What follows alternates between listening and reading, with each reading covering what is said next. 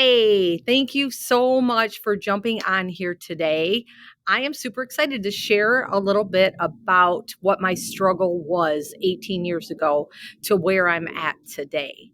I am blessed. I am honored. I am grateful. I am beyond joyous that I'm able to be on here to share with anybody and to offer somebody some hope. I started a podcast a year ago called Hope, helping other people evolve. And what I do is I interview people that have been through a struggle to get to a strength. But sometimes I share my story. So today I figured 18 years sober, why not share a little bit? The last couple of days I've been posting on Facebook a little bit about kind of what led to like the last 3 days, March 7th, March 8th, and March 9th. But it wasn't just a journey of March 7th, March 8th, and March 9th that became my reason to get sober. I started out at a very young age playing around with alcohol and drugs and smoking and doing all the things that a young child should not do. I grew up in a Irish Catholic home with my father, who was a practicing alcoholic addict, all the things that go with it, domestic violence with my mom and just a lot of that stuff going on. And I was asked the other day, when I started drinking, what made me think that it was okay? And I thought, I never really thought about it like this, but I really think that in my mind, I didn't think anything was wrong with it because that was normal for me. That was normal for my family. That's what they did, right? They played poker on the weekends, drank. I would go open the beers for my uncles, for my dad. It was just what we did. And so for most of my life, that's the way it was. And I didn't think anything of it. I mean, I was probably 3 years old running and opening up a beer, right? So it was normal. So when I first started drinking, of course, I wasn't full-fledged alcoholic when I first started drinking. That came later in life, a lot later in my life, actually. But, I always reflect back. My dad passed away at a very young age. He was 34 years old. It was 1978, December the 7th. We found him in our bathtub. He had drowned. I'm pretty sure that he had taken so many painkillers that he just went to sleep and went under the water. He had been sick for a very long time. And I'll never forget my mom screaming. And I remember coming into that bathroom, and we had one of those big bear cloth bathtubs. And I remember just seeing my dad's dead body in there. Something you should never have to experience. Seeing anybody's, anybody dead. You just shouldn't have to experience that. And I did. And I don't think I ever recovered from that, honestly, probably working more through it over the last couple of years. But after finding my dad, of course, that was trauma. But before my dad passed away, there was a lot of trauma. He'd been very, very sick, in and out of the hospital, maybe a couple suicide attempts, things like that, ambulances at our house. So I was always, and some people might not have thought that I felt this way, but I was always the outcast. I was the one that her dad is crazy. What is wrong with her dad? And then when he started going through shock treatments, and I'd have friends over, and he'd meet him one day, and they'd come over a week later, and he wouldn't remember who they were. And they'd look at me like, what is going on with your dad? And at that time, I didn't know what to say, right? My dad was very sick, and I knew that. So after he passed away, and I remember my mom got married shortly after, and bless my stepdad's heart for, marrying her and taking us kids in. But I remember, sitting there and thinking, there is no freaking way that I'm going to end up like that. I am not going to be an alcoholic. That is not happening in my life. That day will never come. And I even wrote poems like, I will never be an alcoholic. What it's going to do to you. It's going to make you insane, or it's going to put you in jail, or you're going to die. Those are your three choices, right?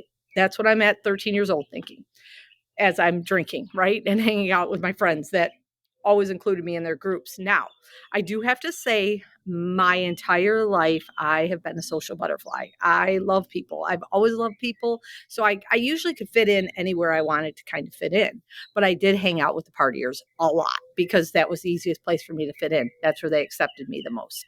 So let's fast forward because, we can talk about our childhood, our teenage years. That's a whole nother story of life that I can get into. But so we're going to fast forward. My mom and stepdad, of course, were married. And like I said, I was 13 when my dad passed away. My mom got married shortly after that. And I was okay with it.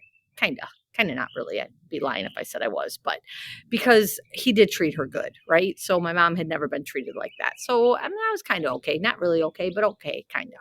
And but my stepfather was a very strict German man who I don't know, he just never, I don't know. I love him. He's going to be 86 this year. I love him. I just talked to him yesterday, but we just never had that bond, right? And I remember I just wanted to get out of the house. I just wanted to get out of the house. So my sophomore year, I went to cosmetology. That way I could be up at school most of the day. I didn't have to be there, right? So I constantly was not being at home. I was out partying, drinking, met a bunch of new friends from another school who didn't know the story of my dad. So the judgment wasn't so strong there. And I ended up having a boyfriend my sophomore junior year, and I wanted to get out of the house. So I actually feel like I proposed to him.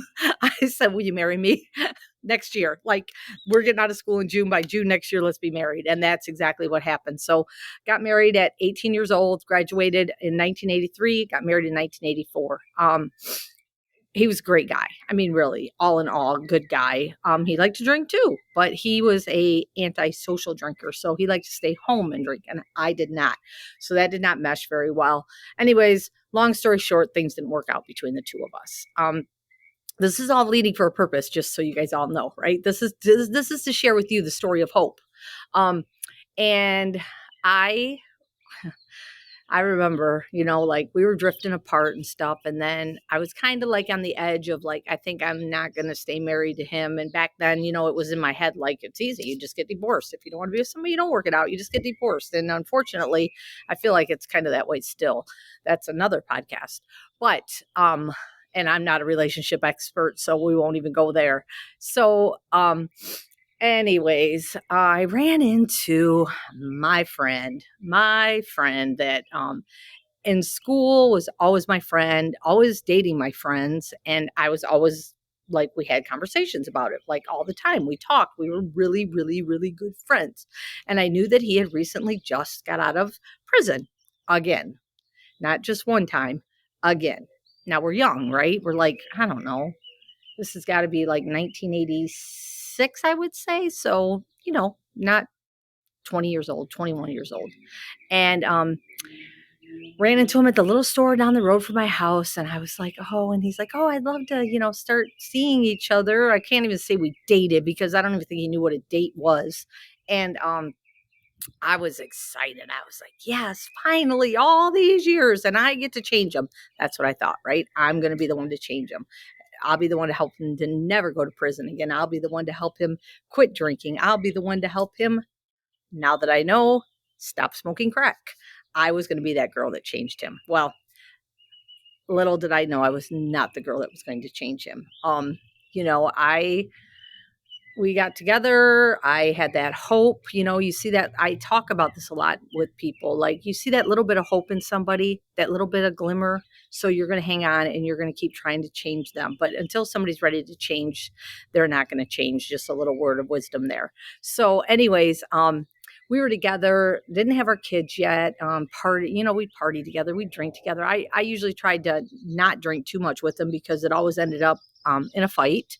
And usually I was the one that ended up, most all the time I was the one that ended up with a black eye or a bruise or, busted tooth or something. So I tried to limit our drinking together because it was never a good thing. And, yeah, why I didn't leave him, I don't know. Honestly, I don't know. I think I was in such a, maybe it was thinking so strongly that I would be able to change him, hanging on to that little bit of hope that he wasn't going to be like my dad, but he was just like my dad, exactly like my dad. It was terrible. So then what do? I get pregnant. Okay. So here I am, 1989. Pregnant. I'm due in January of 90 with my son, Chad. And, his drinking and drugging didn't quit. Of course, mine did, but I was still loading my car with TVs, with anything I could that he could possibly sell, I would like be loading it in the car so he didn't sell it. I'd go listen to my stepbrother play at his band. And and then I was very sick. I was stressed and I was very sick, in and out of the hospital with Chad. Ended up having him 6 weeks early. I was in the hospital on bed rest for 2 weeks straight. They didn't know if I was going to make it. They didn't know if Chad was going to make it. They did the amniocentesis to check his lungs just to see if he was developed enough. They did that like every 5 days. And the day that they did it, his lungs were developed enough. They're like, that's it. We are having him now. And so I had little Chad. He was 6 weeks early, November 29th, 1989. He weighed a little bit, like 4 pounds, 9 ounces. He was 17 and a quarter inches long. He was the littlest peanut ever. And I can remember that day. And I remember his dad coming up to the hospital and being like so proud because he just got a bonus check, right? And here he comes with a dozen roses and a little teddy bear for Chad. Well, that little teddy bear, I just found that too and gave it to Chad. But anyways, off the subject there, me, I go squirrel sometimes. But I remember thinking to myself, oh God, he got a raise or he got a bonus. Now what? Come home from the hospital and I'm talking like almost everything is sold, like end tables. I had a pair of golf shoes. He sold those, just like everything. I was like, get the stuff back, get it back now. And ended up going and we got some of it back. But so this is the dysfunction that I was living in though. But at the same time as it being so dysfunctional, it was so normal to me, which is so crazy when I think about how normal that was for me. Like, this is normal. This is life. You call the cops, you get beat up, they come, right? So here I am, and I'm still trying to make it work out. We got Chad, so he's going to change. Well, he already had 2 other kids, Heather and Nicholas, and he hadn't changed. And here I was going to be the one to change him, right? And I get pregnant again, and I get pregnant with Cody. And I was due in July of 1992 with Cody. And the abuse was just nonstop, right? And I remember in April, I started getting sick again because I was so stressed because there he was back. For a minute, he would stay sober for 5 to 6 months and be okay. So this is all going to a story, you guys. This is going to my story of hope. So I remember it was April. I got really sick again, went into early labor, I was on medication. Then he was being okay again. And then I remember we went camping for Memorial Day weekend. It was raining. It was nasty. I was pregnant, ended up at the hospital because I went into labor again, sent me home. And then 1 week later, I had my little Cody. May 31st, 1992, Cody Mitchell White was born. So now I got my 2 little boys and things are going to change, right? It's got to change now. There's 2 boys that we need to take care of. Nothing changed. It got worse and worse and worse. I worked as a bartender at a little restaurant right down the road. And as I worked at the restaurant down the road, I come home and he's always accusing me of cheating on him all the time. And I wasn't. And I was like, I don't understand this. And I remember my mom was like, Tammy, he's accusing you of it because he's doing it. And I'm like, no, there's no way. There's no way he's doing that, right? Well, it just keeps getting worse. And then the abuse starts again, the hitting. He didn't ever hit me when I was pregnant, but boy, let me tell you, when I wasn't, he definitely did. And I finally decided this is it. I cannot live like this anymore. My boys are not going to live like this anymore. I watched my mom go through this for years. I am not going to do this to my boys. So thankfully, kind of, at that time it was probably in early end of November, beginning December, they decided, we all decided they were going to visit his grandma down in Florida. And the decision had been made that he was going to go move to Florida and live with his grandma. Didn't break my heart at all. I was super excited. Good for you. Go get a new life. I got the boys. I was very independent. I made sure that all the bills were paid. I took care of the boys. I did all the things I had to do. And so they were going to move. They were going to go fly down December 11th, and that's when he was going to move. I worked, the night before, December 10th, I did not work. I went with my friend and my mom. We went to a makeup party thing, and came home, probably got home about midnight that night. Got up, fed Cody at about 2:30 or 3 in the morning. Went to bed. I had to work the next day. Usually I worked about noon at the restaurant. So I got up the next morning. I didn't get up until about 10:15. And moms will know this feeling when something's going on with your kids. And I woke up and Scott was in the kitchen. They were leaving that afternoon to fly to Florida. And I said, "Hey, have you checked on Cody? Has Cody cried or anything?" And he's like, "No, I haven't heard him." Immediately, my heart sunk into my stomach. Um,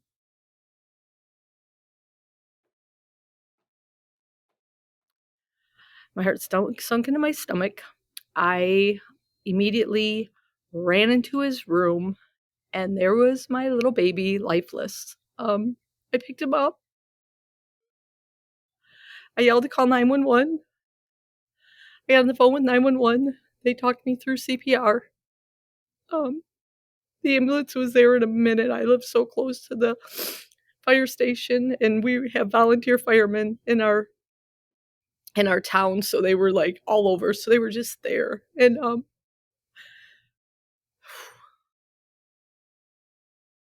unfortunately, our little Cody didn't make it. It was always my worst fear as a mom, and any mom that's lost a child can totally relate. Any mom that hasn't, I know you can relate to, because it's the worst that you'll ever have to experience. So, okay, let's move on from 1992. Ended up, of course, he didn't go to Florida. This was a point like, what do you do now, right? Either he's going to get better or he's going to get worse. Well, unfortunately, he got worse, worse and worse and worse. And I finally, when Chad was almost 5, I was done. I was completely done with him. I couldn't do it anymore. I couldn't take the abuse. I couldn't take the beatings. I couldn't take the addictions. I couldn't take the promises, the broken promises. I couldn't take my son seeing this anymore. And I almost got stabbed in the head is when I finally decided that was it. I was done. I took Chad. I left. Chad's grandparents helped me. They on his dad's side, they helped me buy a mobile home over off a little road in Toledo, and I went right into another relationship. I remember that his dad, though, the threats of you're never going to make it, nobody's ever going to love you, and all of this, and my self-esteem was already shot, so here it's more shot. And so I'm listening to the phone calls that he's making to me, and I am letting Chad go see him at his parents' house because I know that he's safe there. And then I heard one day, I got a phone call that he had done something. I don't even know the whole story. I just knew he did something really bad. It's whatever it is, what it is now, right? He's not even here anymore, unfortunately, for his family's sake. He did pass away a few years ago, but he ended up getting in a lot of trouble, and he was incarcerated for 15 to 30 years. Now, I'm saying this to you for a reason. So 15 to 30 years he was incarcerated for. So now here I am, like, honestly, it didn't break my heart. I'm not going to lie, because now I didn't have to worry about looking over my shoulder all the time, right? Worrying if he's going to come beat me up, worrying if he's going to try to take Chad, just all these things, right? So thankfully I was close with Chad's half brother and half sister's mom. So I was still able to see the kids, still got to see them. And, which is a total blessing, more of my story. But so anyways, relationship I get into, right? He's younger, likes to drink, fish, hunt, all the things, NASCAR races. So why not? I've never really enjoyed life like that, right? I was always just taking care of the kids, making sure I was working. I never got to really go do those kind of things. So this is fun. But what was not fun is that's what started my drinking career. I say that my drinking career started like right around 1996, 97, drinking every day, just popping up Bud Light, Busch Light, whatever we were drinking. Not Joe Bell. No, I'm just kidding. But anyways, we drank whatever, right? So did that. And then I was like, I don't want to live like this. This isn't cool, right? He's fishing and hunting all the time and I'm taking care of everything. And so I ended up getting a job at a golf course. And the people that owned the golf course had a apartment for rent for $400 a month upstairs.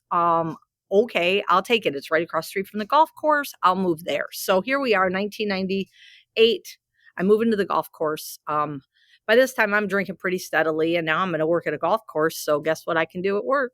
I can drink. From 1998 until I quit drinking, till I quit drinking, that's all I did was drink. Like when I talk about it being my drinking career, that's what it was. It was my drinking career. So yeah, I functioned very well. I was a very functioning alcoholic, which is so crazy to think like that and say those things, but I really was. Like I maintained a job at the golf course from 1998 until 2001 when I quit. I didn't get fired from there, right? And I worked every day and I drank every day. I mean, I drank. When I say I drank, I drank. Like, we had those little bottles of vodka and I hate saying this, but it's true because for a while there, I would be in denial that I was, your alcoholics, they lie, they manipulate, they steal, they do these things. And I was always like, well, I never did any of that. Oh, that's bull crap. I sure did. I was stealing from my jobs. I was drinking their vodka. That is stealing. I might not have been taking cash out of a drawer, but I was drinking their vodka. So anyways, long story short, but I wasn't like, so I wasn't, it was crazy when I quit drinking. I remember my mom, she was like, you're not an alcoholic. And I'm like, I'm about to die. What do you mean? And I wasn't what people would consider typical alcoholic back then, right? So my mom was used to my dad and my ex who got crazy drunk, right? Would beat you, would not come home, would, lie to you, manipulate, do, not pay the bill, just all the things where I was more of a responsible functioning alcoholic, I guess you would say, right? I worked a lot. I worked 70 to 80 hours a week. So Chad was always with his grandparents, both sides. I always made sure of that, or he was over at his friend Steven's house, which they're part of this story too. So anyways, here I am, right? Now just picture it. Drinking, drinking, drinking, drinking. I can't say that it was miserable drinking because I wasn't miserable through most of the time, right? I know in 2000, I remember they told me to quit drinking because my pancreas, I had acute pancreatitis. So I had to quit drinking and I didn't really think that it was that big of a deal. So I did stop drinking, but I did start drinking O'Doul's. And then eventually I started drinking again because I started feeling better, right? And that what happens, kind of like you take medication and you start feeling better. So you stop taking the medication. So I'm stopped drinking, start feeling better, drinking O'Doul's. I'm like, that's okay. I can start drinking again. So that was probably 2001. I don't have all my dates great, but anyways, so I quit the job at the golf course and I went to a sports bar to work. And I worked there for 3 years. I loved my job. I was a manager. Well, first as waitress and I was a manager and I just loved it, right? And I love people. I loved hanging out with people, but I love drinking too. So, I go down, I think about this. I would go down in the cooler. They had, those plastic bottles of Mike's Hard Lemonades, the big ones. I don't know if they still have those or not. I don't really know, but I used to go down there and I chug half of it and put it and hide it back in the back. So that way, when I needed another quick fix, I could run and go do that. Like it was crazy when I think about, I knew exactly where the camera was at. So I could like hold my vodka over here, pour it, splash a little bit of Mountain Dew, down it. I mean, that's what craziness, the insanity of it. And I think about that, like I wasn't going to do that. And here I was. It continually got worse and worse and worse. In and out of the hospital, pancreatitis, just vomiting all the time, yellow bile all the time, took hot baths all the time. And all I could think about was, oh my God, I'm my dad. And they could never figure out what was going on with me because I never really admitted that that was what my problem was. So here I am in and out of the hospital, pancreatitis, the liver's starting to fail, but I still am in denial that I have any type of drinking problem. I never admitted it. But here I am in my mirror in the morning, drinking shots of Listerine to get me to my next drink. Now, when I talk about this, I can sit here 18 years later and talk about it like this, but I'm telling you what, I was looking in that mirror going, who in the hell are you? And what are you doing? As I'm doing this and drinking just to get to the next moment so I wasn't shaking and vomiting.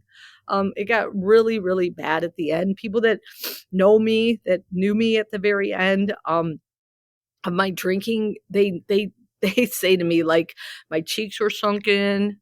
I weighed about 87 pounds, maybe.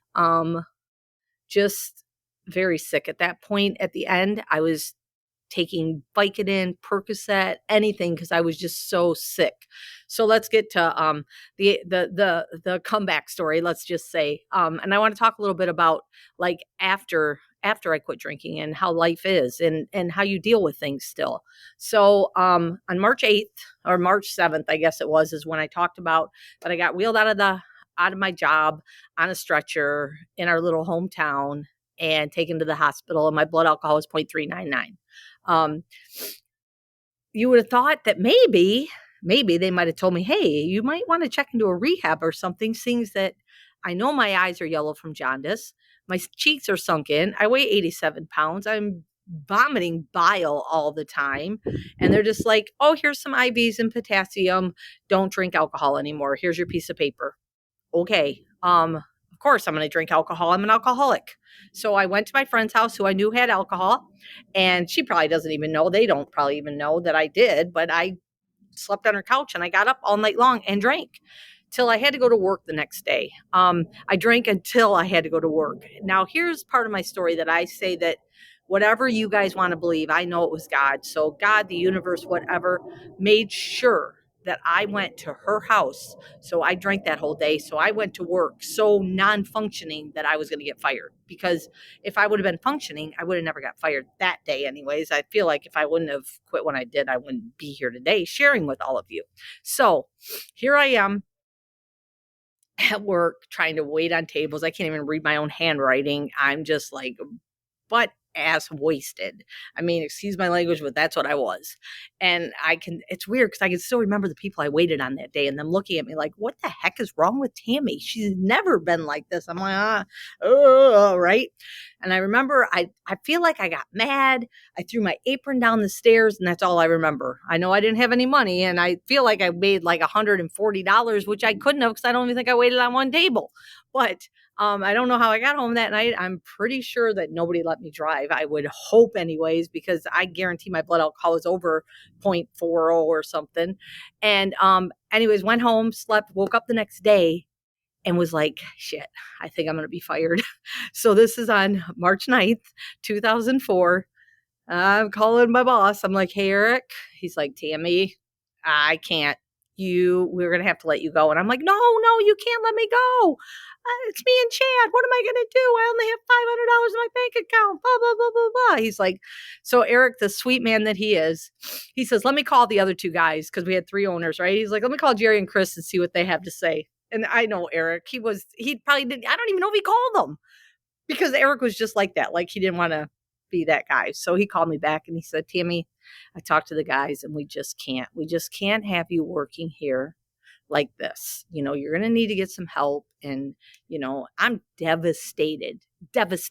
I'd never been fired from a job. Like, I'm sitting there like, wait a minute. I am 30, whatever I was at the time, 37 years old, never fired from a job.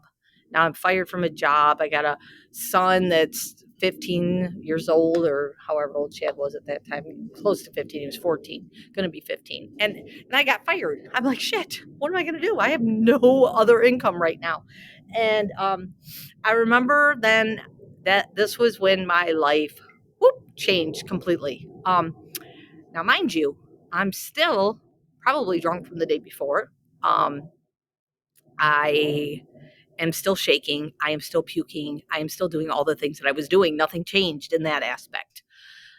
We lived in a big farmhouse, and Chad was in his room, and I was sitting and I was looking out my window, and I was thinking, and I was like, man, guess what, Tammy?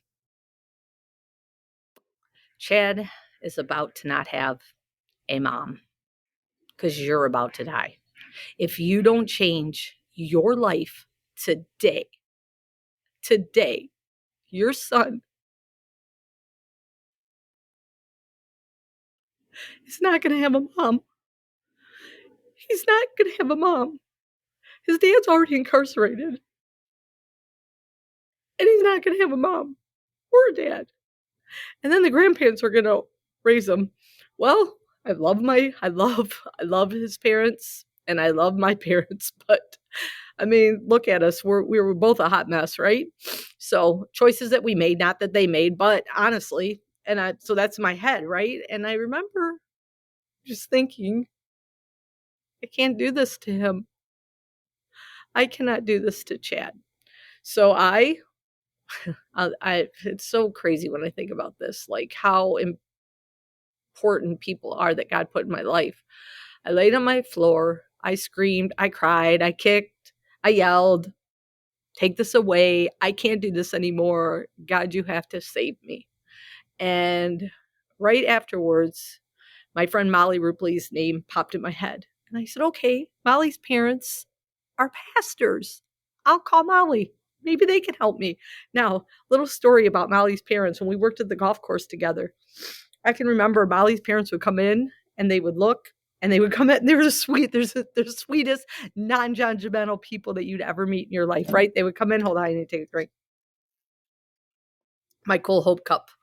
Anyways, they would come in, and when they would come into the restaurant, I would be like, oh my gosh, they're looking at me like I'm the Satan and devil and don't talk to our daughter. That's how I felt, which I know they didn't, but that's how I felt. That's how bad I felt about myself. So anyways, long story short, I called Molly and she said, call my mom.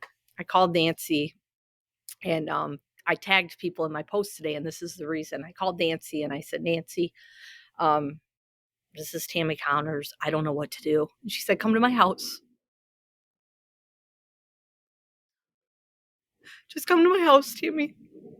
I'll never forget. I walked to her door. I should have brought the Bible out here. I still have the Bible. I walked to her door. She opened the door. She said, come on in.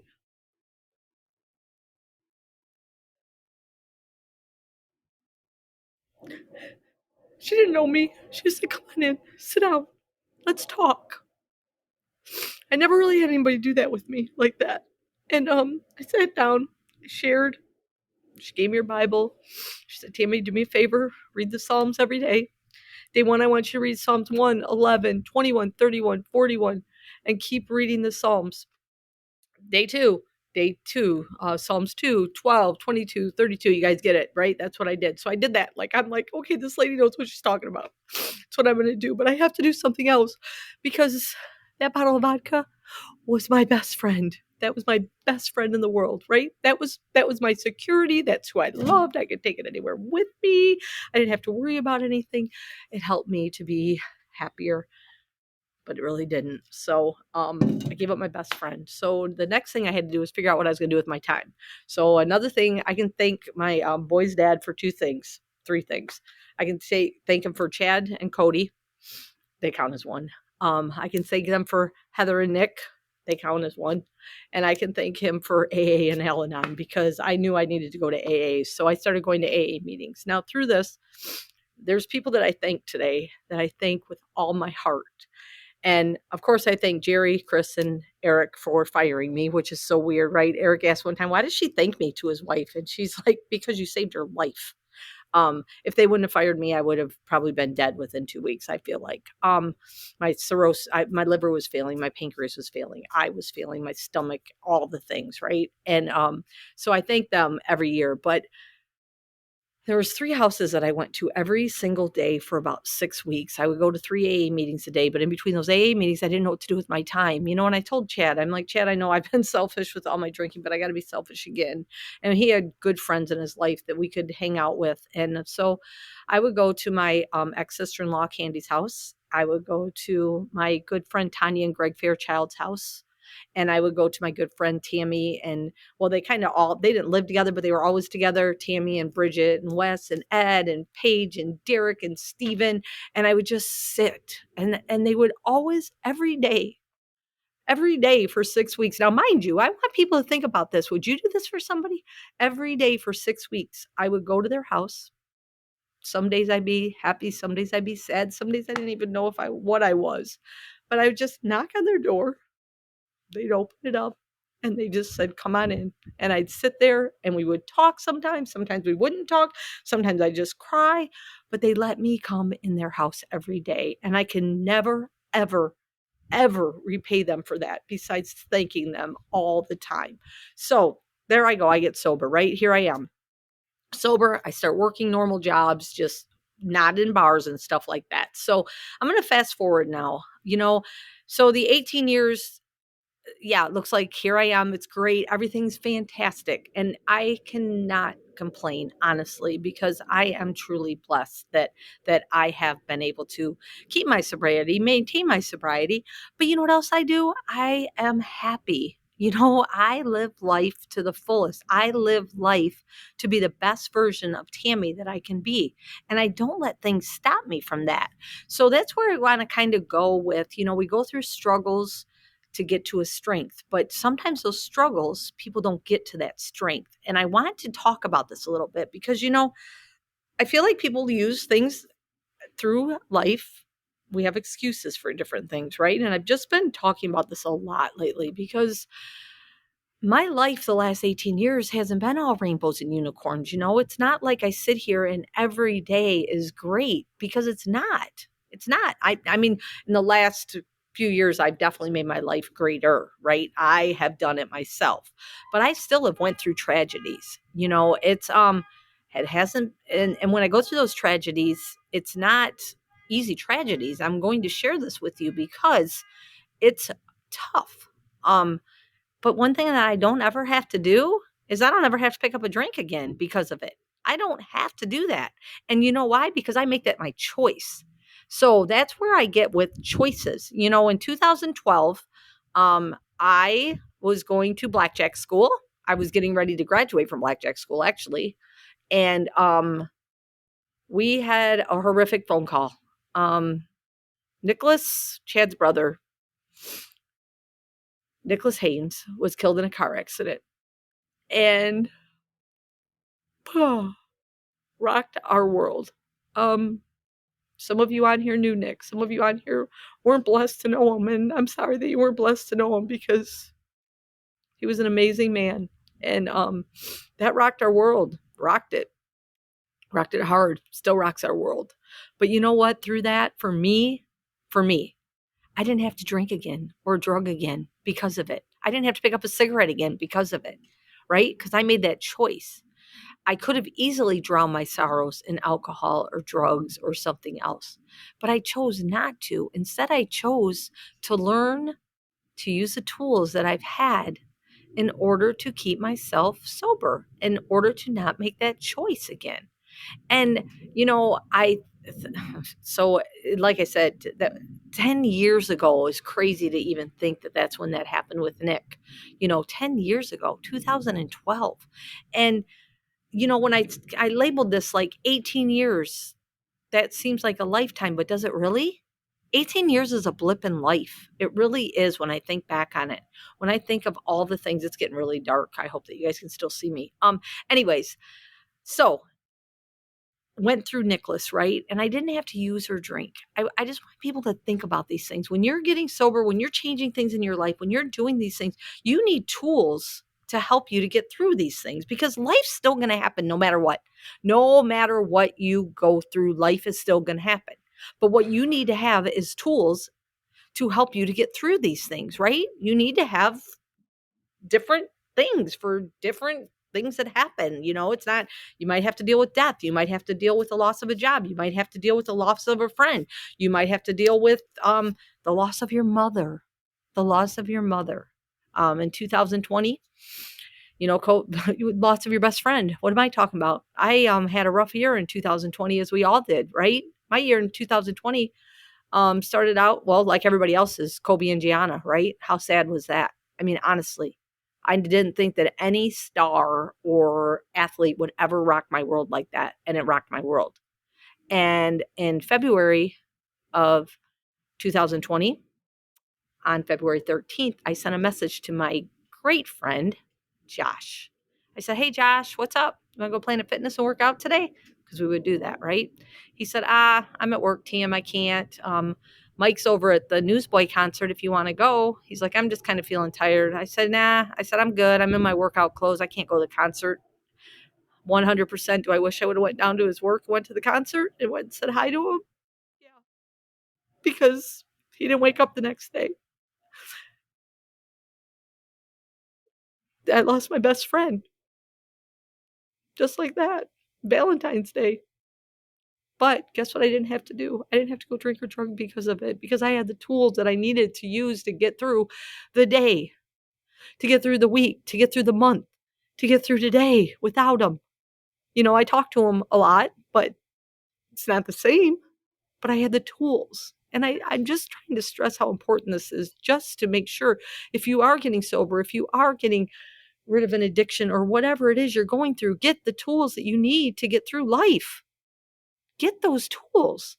So it's getting really dark. If you're watching this on my podcast, you probably can't hardly see me anymore on the YouTube channel. But anyway, so that happened on Valentine's Day. So devastating to me. And then what happens? Here comes COVID, right? Now everything's getting shut down. We're all sitting at home. This sucks. It sucks, right? Especially for us extroverts, right? We're not introverts. We're not the ones that sit at home. We like to hug. We like to be around people. And then on April 3rd, Chad and I went for a walk. We were downtown Toledo, and I got a phone call from my friend Jolene here in Arizona. And she said, he got her. I said, who got who? And she said, Phil, he killed Christy. Once again, rocked my world. Here, my good friend was murdered, shot 14 times by her estranged husband, her ex-husband-to-be. Walked right up to her car and shot her 14 times. And I couldn't be here with my friends. That was the hardest part. I couldn't be here because of some disease, sickness, whatever you want to call it, virus. I don't even know what to call it. I couldn't be here. So how hard was that for me? Now, here I am trying to be the comfort that I like to be for my friends, but I can't be. But guess what I still had? I still had those tools that I didn't need to go use, right? I didn't need to go drink. I ended up being able to come out here in May of that year and spending time with them, and then coming back out in July for her celebration of life. And but through that, here I was again. I didn't have to use a drink. I come home in July, and the whole point of all this is to let you guys know that if you have the tools and you have the mindset and you get yourself right, you don't ever have to go back to that drug or drink or whatever it is that you are using to abuse yourself. You got to work on you. So I ended up coming out here in July for her celebration of life and a friend's birthday party, and we went to Lake Tahoe, and we came back, and shortly after I got back, my mom ended up in the hospital. It was like the end of July. Well, I know it was because she never got to ride. She rode in my Gladiator once. I got my Gladiator. She was in the hospital when I got my Gladiator, and that was on July 29th. I got my truck. And while she was in and out, she was in the hospital, checked for COVID, no COVID. She did have pneumonia, which my mom was susceptible to that. She had COPD. She went to the nursing home one of her favorite places, and no COVID. Ended up having a little bit of heart stuff going on. Ended up back at the hospital, still no COVID. She was in the hospital for 3 weeks straight and ended up getting COVID in the hospital. I brought her home on a Thursday. I took her for a ride in my Gladiator on Friday, and by Monday we lost her. My mom lived with me for 8 years. 7.5. She lived with me, right? She was my world. But guess what I didn't have to do? I didn't have to use again. I didn't have to drink again because I have worked on me. So I just want to say this to anybody out there that's struggling with anything you're struggling with. Reach out to people. There are so many people out here that can help with so many things. We sit back, and especially nowadays, we have so many tools out there. You guys, there's so many free tools out there, but I want to share this with all of you. There is so much help out there, and don't you for 1 minute think that if you go see a counselor or you go get help from somebody that there's something wrong with you. That is something that you should do, because, man, I'm telling you what, there's so many people out there that deal with so many mental health issues that could be helped if they would just reach out and get some help. So that is my whole purpose for when I share my story to all of you, when I share my struggles with all of you, and when I share all my strengths with all of you. It's because I know that there's hope out there. And I know that if you would have seen me 18 years ago, 19 years ago, some of these people on here knew me then. I was still a nice person, but I was dying. I was dying. Like, I'm purposely dying. I had no self-esteem. I didn't care about much of anything. I loved my son, and that was about it. I loved my son enough to love myself, and that's why I'm here today. So that's a little bit of my story of hope. It's getting really dark, so you're not going to be able to see me anymore. So I'm going to go ahead and end this. I appreciate you guys jumping on here. You guys feel free to message me, reach out. If you need some help, I'm here always. Don't ever forget that. And I'm going to leave you guys with a little prayer that I used to say a lot if I'm struggling, if I'm having a bad day. I had it tattooed on my leg, so I see it every time, all day long, right? I see it every time I gotta go to the bathroom. Guess what I see? It's the serenity prayer, and it goes like this: God, grant me the serenity to accept the things I cannot change, the courage to change the things I can, and the wisdom to know the difference.